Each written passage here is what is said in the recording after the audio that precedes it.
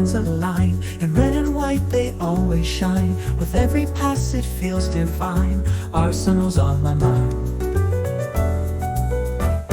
From hybrid days to Emirates grand, each match a symphony perfectly planned. With every goal we take our stand. Arsenal's on my mind. Welcome to the next episode of Arsenal on My Mind. With you today, as always, Mr. Spike and Sekijay. What's up? What's up? What's up is Arsenal, the bottle jobs are looking like they're in the bottle again. I'm telling you, man, I think this morning, so full disclosure, guys, neither of us watched the game live. No, there was no way I was going to wake up 4:30 a.m. in the United States and watch that crap. Yes, but I woke up at like 7 or so and I sent you a text. The first thing I said was, I think I said to you, we've lost the title. Yeah, I woke up and saw your message. The title is done. Yep. Instantly, I knew that we didn't win that game. Yeah, the title's gone, and gosh, with as much emphasis that I put on this game the last few weeks, I kept talking about this Bournemouth game as a real chance, and we absolutely blew it. Let me ask you this question: do you think it's Arteta? Yes. And why do you think that? Because I've been saying it again. I've been preaching. I've been saying that style, that negative style, is fucking with the players. Like it just is. There's no way you can tell me that. I mean, we're not Spurs here, so in a situation where the whole org is in disarray and players are, no, this is not what's going on here, These players are almost like for like the same players we had last season before, save for Gyökeres. So they know how to fire up themselves and like attack if they really have to. But they're overcoached now. They're overcoached. They keep trying the same thing Mikel asked them to do over and over.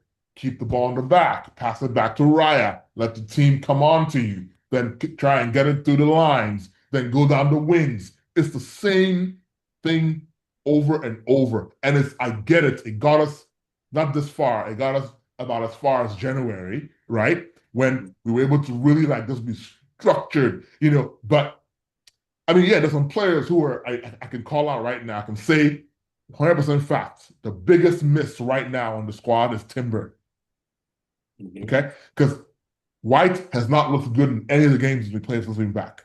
He's either made a mistake or been exposed or not close, caught out. He's not close to the level of Timber. Yes. And in all fairness to him, he's been out for a long time. Yes, and I guarantee he's just not up to speed. It wasn't Mikel's plan to play him this early or this much. The pressure is too much for you to bring a player that has not barely played for almost a year. Yeah, so, but I blame Mikel because I've been saying it over and over, man. Listen, man, I get it. You want to just do it the same way you did it in the beginning of the season, just kind of grind it all the way out, right? But it is not going to work because we are at the business end of the season. Right? Yeah, but you see, the way I saw that game, those players, honestly, the players as far as I'm concerned, the coach can tell you all he wants to tell you and coach you all he wants to coach you, but he cannot cross that technical box and come in the field. So it's the players that are on the field.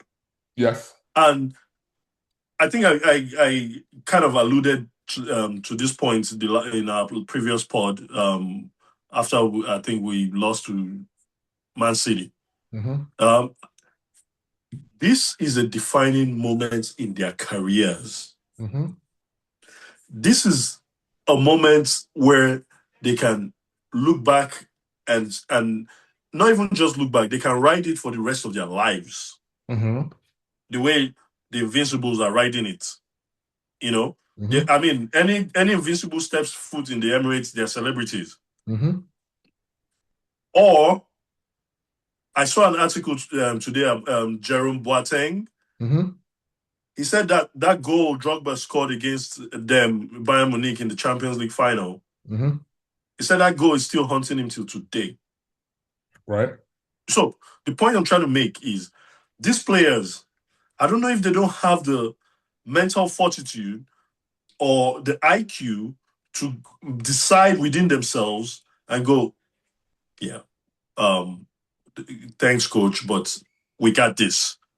Let's win this game. But that's the point I'm making, right? You're making my point for me. No. You're starting with saying they have to abandon the coach's message. Yes. So that means the coach's message is first and foremost the problem. I'm over Arteta. Okay, all right. I'm already over Arteta. All right. Because as far as I'm concerned, with the way the season went, even if we win the league, Arteta should go. Interesting. He should go. He should be fired, even if we win the league. Because of the style of play. I've never liked Arteta. You know that. Loved. You've liked him. Loved. You know that. He grew on me. I've never loved him. I never respected him as a player. I mean, he never played for Spain. Right. No. So there's so much he can even motivate these players, because these guys are internationals. He was not. You see, those things matter. Pep did it all in his playing career. Right, but he was never the man. But I get it. He didn't have to be the man. But he played.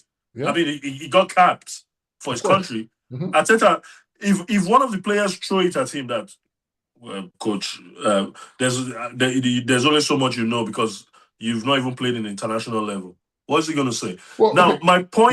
My point is, Arteta I'm done with him. Okay. The players themselves. Yes. This is the moment. I agree. You have 5 games left. You needed to win this game at home. Or at least not lose it. No, you needed to win it. I'm not saying that, or at least, I mean, like if it was a draw, we're disappointed, but at least we gained a point.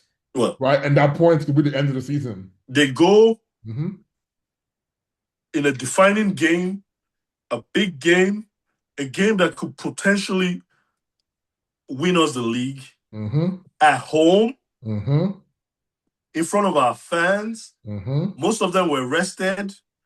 We've been is crying how big our squad is, and they go and put in a performance like that.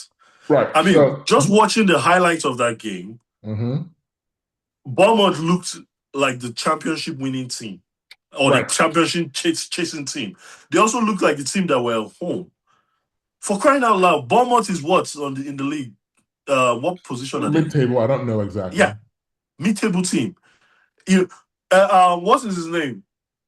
Was it Henry? No, Patrick Vieira, I think, said something after the game today.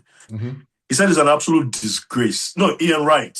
He said it's an absolute disgrace that at halftime, it was the Arsenal players that were running into the tunnel to go try and figure out how to get a goal to win the game. He said in his time, in his era, a team like Bournemouth will be scared to come out of the tunnel, even for the game, because they know what they're going to get a bashing. Right. But our team, our boys, they don't. You see, they are still sissies. Well, the team is not being feared. I get that. No. There's no fear factor. Yeah, no fear factor. They don't scare anybody because the only way you see, like, think about when people used to play.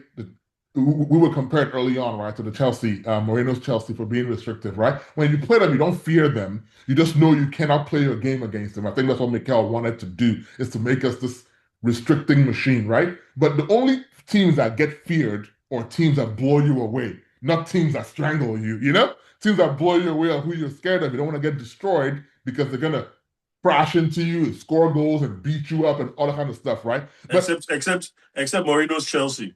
Yeah, but my point of the matter is that, and I hear your point, right? The players have to take some responsibility. So I'm not saying, players, you're free from this criticism, right? Because Ben White, not good enough right now.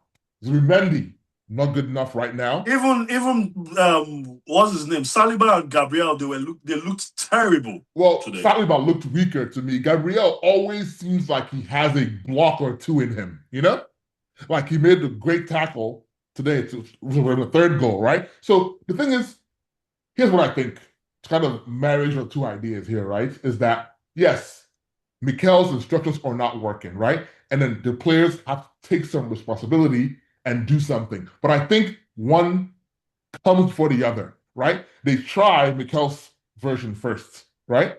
And then when it doesn't work, you're like, screw it, coach. I'm going to do what I want to do. Which I wouldn't say they did that, but there were some elements of that towards the end of the game. They just threw it out the window and they were trying to. Can we just fire Mikel and bring Asen to just win the league for the next few games? Because if Asen, an Arsenal fan made this point to me. He said, look, if we fire Mikel today, this team will win the league. I almost agree. And you're making my point again. It's all Mikel. It's all Mikel. Because these players, they're not like world-class players. We established that, right? I think it's 50-50 blame. Both Mikel and the boys. If we're giving it percentages, right, it's got to be more Mikel. Because we know, we've seen it clear as day. These tactics are what it is.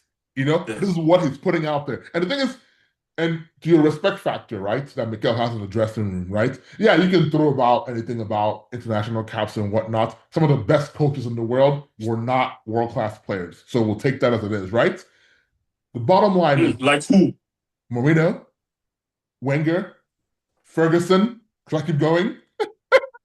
Give me those. Apart from those three, I don't think you have any more. The best have ever done it. Those three are the best that have ever done it. Almost. I mean, Guardiola is the only one who is doing it now. But he wasn't even the man. He was just a good player, you know? Yeah. So, yeah, no world-class players are going to be good coaches. I think that's really evident, right? No, company is doing it, so... Okay, but he's doing it with Bayern. He got relegated with freaking Burnley. Let's keep it real. He caught his teeth there. Yeah, he sure cut something. Cess is doing it. But anyway, I get your point. Yes, okay. But my thing is, right, and I lost my train of thought now, but the Mikel respect thing, right? The respect the players are going to have for Mikel is, even if you don't care about how his playing career was, you can say, listen, man, this coach is who's gotten me to this point. It's the bottom line. He got them to this point. He got them to several close points the last few seasons, right? You earn some respect for doing that when a higher-end coach than you couldn't do it in Emery, right? So there is some respect there. He's gotten them to a point. Now, do I agree with you that Mikel is not necessarily the one to take us to the next level? I agree with that, right? But so there's a respect earned, and I think that's the point I'm trying to make, is that the players are going to listen to him tactically because he has had the whole offseason, the whole season itself, to drill into them that this is what it will take to win the league. And ultimately, it's worked to a certain degree. It's not fully working to a certain degree. We've gotten to this point because of how negative we've been, and we didn't care because it came with results, right? Now that we're the season, right? Yeah, but now other clubs have figured us out. And no, figuring out. My point is, I was saying earlier, this is a business end of the season, right? Even if Bournemouth, because they ain't playing for nothing, right? But this is the time of the season when teams are going harder, not slower. Yeah, because Bournemouth, they were giving us the high press. Can you imagine? Yes, Bournemouth comes to Emirates Stadium when Arsenal is 9 points clear of the league, and they are giving us a high press, and we couldn't even play through their high press. Exactly, and that's the thing. Like, teams are no longer, there's no fear factor, right? Teams are able to attack us, and someone said after the Champions League game or after the FA Cup game that how you play Arsenal is you attack them. You know, you can't sit back because they will do the strangulation and get a corner kick goal end of game, right? You got to attack them, and we're looking brittle. I don't want to blame it on players being out, but it's part of it, right? We're being brittle, but I want to say it again. I said it last week, right? Our ability to press teams, right, has been our biggest strength even before this season. I mean, every time we're able to press teams really well and force errors and get goals from those errors, right? We're not pressing as much this season, or we haven't been able to. We've not, because we don't have Odegaard. Exactly. You see? And I called it, I'm like, listen, Odegaard is too important. I mean, Havertz, I love him to death, but God damn it, he is not going to give us a press. Yeah, but Odegaard has fallen off the cliff. He ain't going to score, but he's going to press. You know, Odegaard is not playing well. Odegaard triggers the press, right? Yes, he does. Yeah. So when he does it, the other team know when to press as well, along with him, and that's where my point. He's not there, and that's the whole business story, right? But my thing is these players, right? Even if they say, okay, forget Mikel's instructions and just try and go out and win the game, they can do that, but on a certain degree because they are pros, right? They follow the coach's instructions. That's gotten them this far, and you can deviate to a certain degree. You can chase a game and deviate, but you cannot disrespect the coach in doing that, right? Like completely be like, screw you, coach. Which is why I'm saying then guess what? They're not going to win the championship. Exactly. They're not going to win. Right. Now, the point about it is that with that kind of mindset, they're not champions. To your point about like historical knowledge, right? As you call it, institutional knowledge, right? Had they won the league before, and then we were in a title right now, and the coach is saying do one thing and it's not working, they've earned it to be like, screw that, coach. I'm gonna go out there and do what I have to do to get a goal. But they haven't won it, so they don't have anything to fall back on. There's no knowledge, no calmness, no ego, no bravado to say I'm gonna do it myself. But it's so you have no idea the pain I'm going through. It's so frustrating. It's extremely frustrating. That's our key players. 5 games left to win the league. So 5 games left. In a lineup like this, who are those key players? No, I'm just saying the entire squad. Okay. Our key players, one have dropped. They're not the only player right now. There are only 2 players right now on the team I can say are on form. Gyökeres and Rice. That's it. I'll make it 3. Raya is on form. Well, not after today, but what could you know about? None of those goals had to do with him. Oh yeah, well, okay. So let's say those 3. Yeah. But Saka, nowhere to be found. Yep. Odegaard, nowhere to be found. I mean, is a disgrace. The way I feel now, I feel very let down. I feel they should just overhaul the entire team. Yeah, because and I've said this before. I don't understand the mold, the mold of players we buy. We don't buy men. We buy boys. In the real sense of it, we don't. Yamal is an 18-year-old boy, but he's already by far a bigger man than anybody in Arsenal. We don't buy players with character. We don't buy players with mental strength. We buy injury prone players. I don't understand, and maybe the fans can help me. I don't understand. Help me explain to me what's going on in the club called Arsenal Football Club for the past 21, 22 years.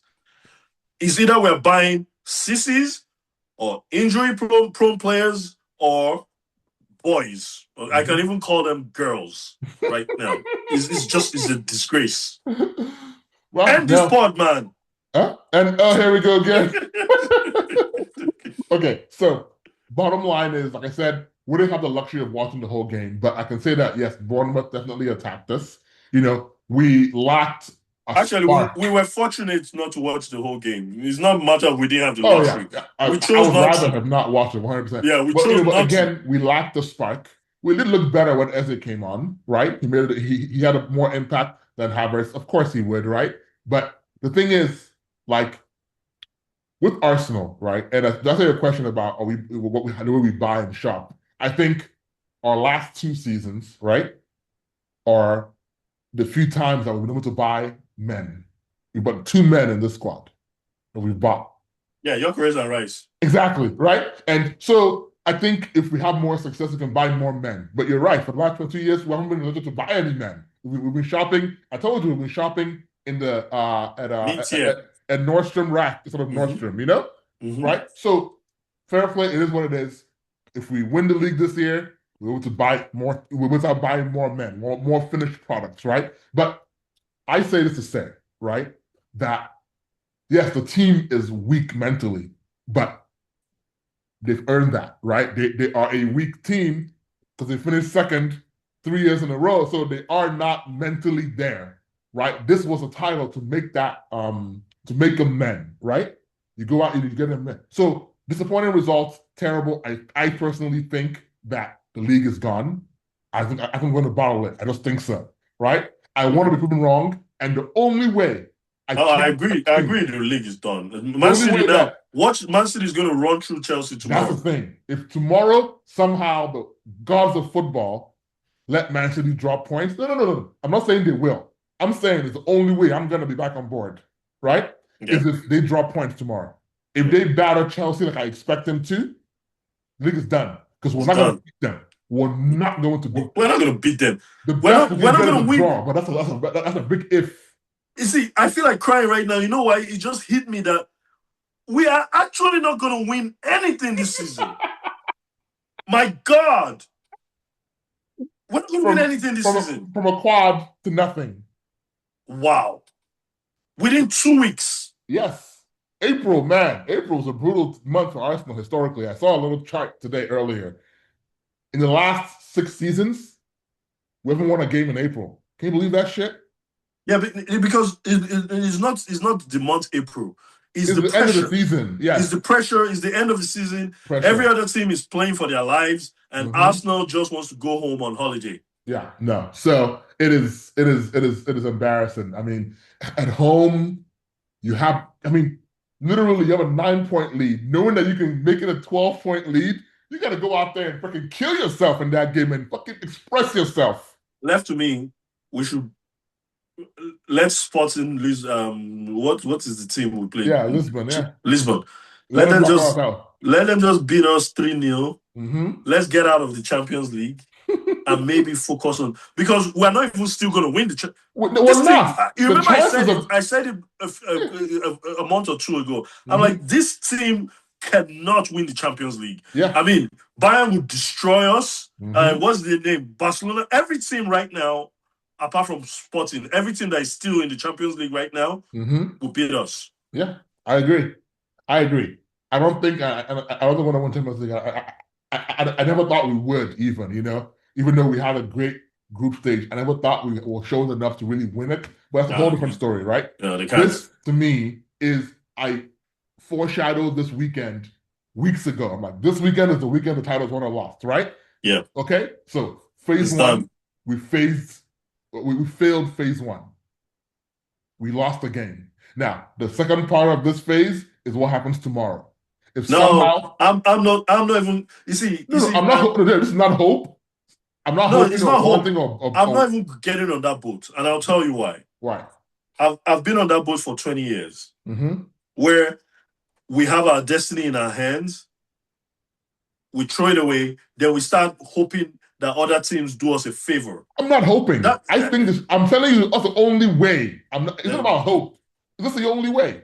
It's the only way for us to hold on to the chance of winning this league is if somehow City drop points at Chelsea tomorrow. If they don't, the league is done.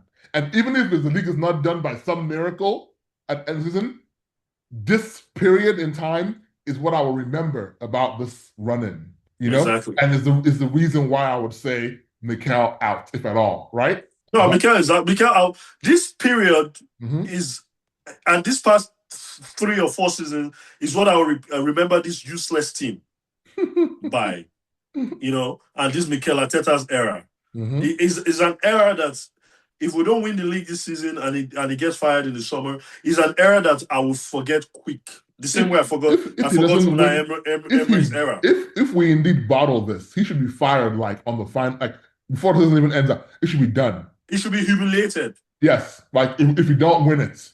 If you don't win it, we took a chance. We took a chance with him. Because remember when we hired him, I was like, what? Yeah. Arteta, who? Nobody was on board. Nobody was on board. We gave him £1 billion. And we gave him 5 years. Yep. More than enough. More than enough. Yeah. So I literally am like, it's done. We've thrown it away. City have the bit between their teeth now. They're gonna crush Chelsea most likely. And Now, obviously, and thanks, they're gonna, Arsenal. Arsenal has ruined my summer for the past 21 years. yes. I mean, sometimes I still wonder why I still support this club. Well, because it's in your blood and on your mind. Anyways, let's run through our ratings for this game before we tap out of this. You want to go first? I'm already tapped out for the season. All right, what are your ratings? Raya 4, 4. Timber Mm-hmm. No, not 4. Timber, White. Oh, White. Oh, Timber. I missed him. White 5. Mm-hmm. Actually, the entire back line 5. Okay. Zubimendi 5. Mm-hmm. He had 50 passes, 49 of them were back. Really? Yes. Wow. Actually, 4 for Zubimendi. Mm-hmm. Rice 6. Mm-hmm. Havertz 5. Madueke 5. Gyökeres. I'll give Gyökeres a 7 because he's the only one that even looked like he was serious. Yep. And he said something after the game. He said, Arsenal needs to embrace the important game. That's a big statement. Need to embrace the important game because he knows what it is to play in an important game, not these rats. Anyway, who played in the left? Martinelli, waste of space, 5. The entire bench, 5. Arteta, 2. Okay. All right. That is a very kind rating. Pretty accurate rating in terms of based on what we saw for the team. But my ratings are pretty similar, maybe a little bit nicer, but still pretty bad in some cases. I gave Raya a 6. He wasn't at fault for any of the goals, so I can't leave him there. I gave White a 4. He didn't have a bad game, but he makes mistakes. He switches off so often, and he's been out of the game for a while. But 4 for him. I actually gave Saliba a 5, and I gave Gabriel a 6. I thought Gabriel played better. But Saliba had a really good block in the game, and Gabriel, because of his passion, his effort, he's always going to try, and he's never going to look like he caused the goal, But Saliba's lack the ways always catch up, and playing next to White is not helping Saliba. That's a problem we're having right now as well. Skelly, I could give him a 6. It was better than his performance at Southampton. That's what I'm going to say about that. Zubimendi, I gave a 4, and I gave him and White a 4. And Zubimendi, I've been complaining about for weeks now that he's just not offering enough, right? He's not doing anything, like he's not causing goals, but he's not doing enough. He's just kind of floating through games. And this is where I really believe if we still have Marino healthy, he would play. But at this point, I say play Norgard, man. Actually, Marino has been our biggest blow this season. Yes. Funny enough. Interesting. Now we see how important that player is. Absolutely. Anyway, yeah. I mean, the two. Rice, I gave a 6. I thought, so sad his first time, maybe it's his first time captaining the team. I don't know if it was really first time, but from the start, it was a terrible game. But he played okay. He didn't do anything wrong. Havertz, I could go lower, but I gave him a 5. He doesn't offer anything.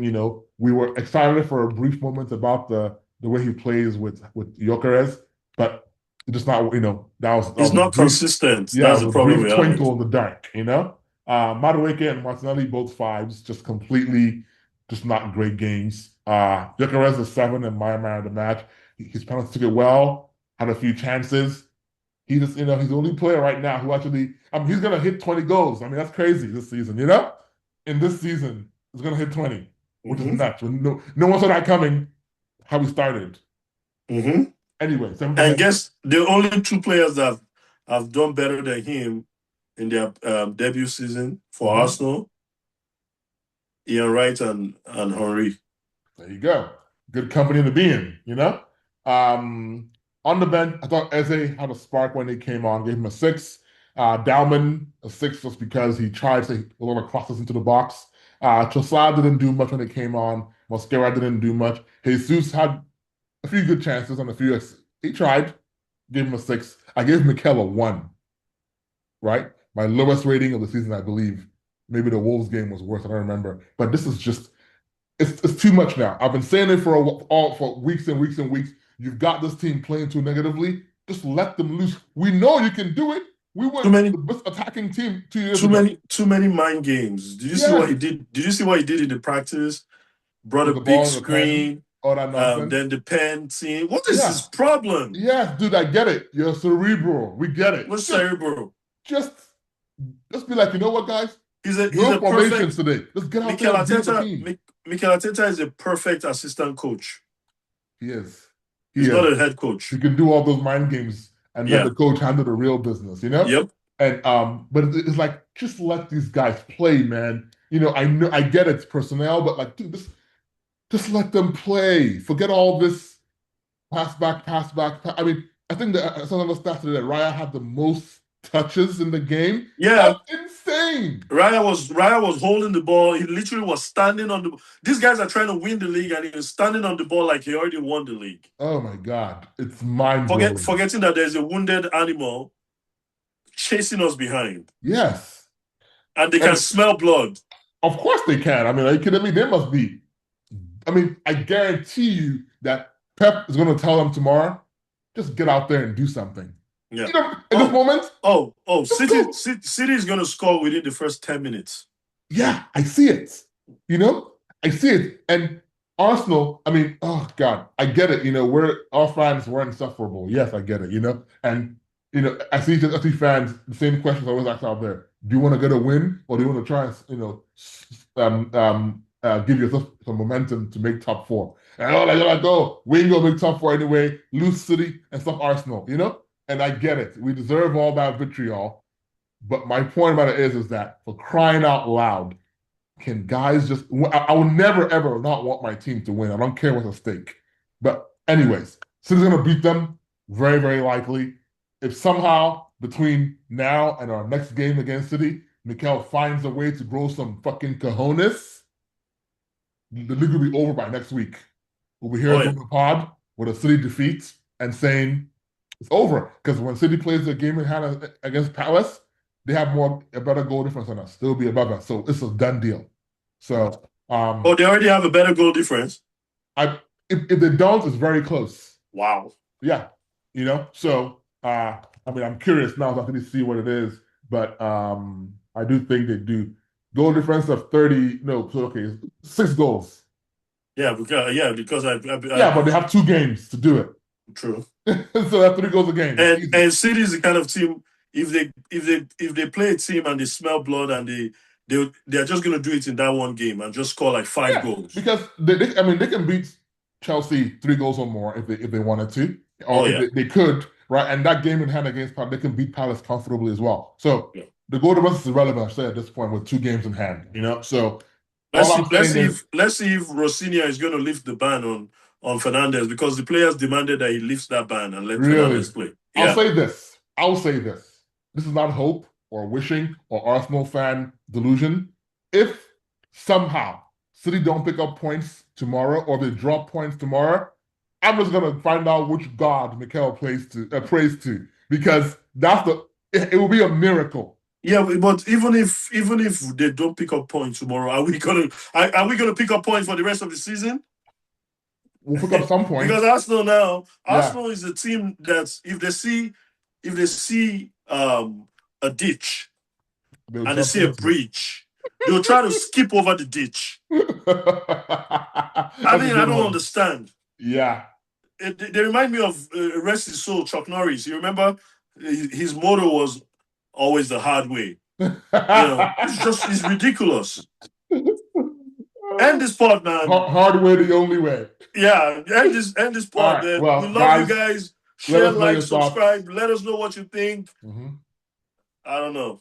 I'm tired. Don't keep Arsenal in your mind for tonight anyway. I'm tired. Just pray to the football gods if you want to keep Arsenal ruined my day. It's gone. But guys, thank you. Like, subscribe, share. Keep Arsenal on your mind. Arsenal ruined my day today.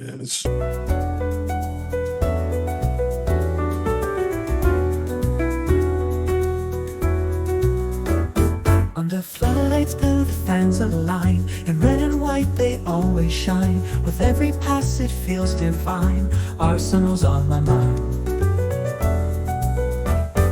From hybrid days to Emirates grand, each match a symphony perfectly planned. With every goal we take our stand, Arsenal's on my mind. Oh Arsenal, you never fail, through rain and sun, our steadfast sail.